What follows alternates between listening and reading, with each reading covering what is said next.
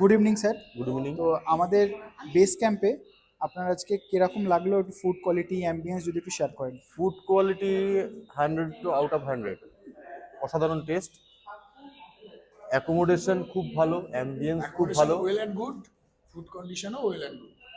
সবাই এখানে আসতে পারো, এসে এই খাবারগুলো চেক করে দেখতে পারো। সবাই ট্রাই করো, সবার ভালো লাগে। এমনকি ক্যাম্প আমি এখানে মোটামুটি আমি নৈহাটির ছেলে, নৈহাটি অনেক রেস্টুরেন্ট বা অনেক জায়গায় খেয়েছি, কিন্তু ওইখানের থেকে এখানের ফুড কোয়ালিটি আর মেকিংটা এত সুন্দর লাগে বলে আমি ওইখান থেকে এইখান অবধি আসি।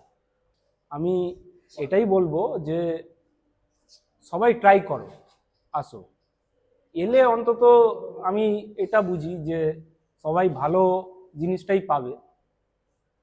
সবাই মানে দূর থেকে আসুক, কাছ থেকে আসুক, তারা অফেন্ডেড হবে না, স্যাটিসফাই হবে। স্যাটিসফাই হবে, ফুললি স্যাটিসফাইড হবে।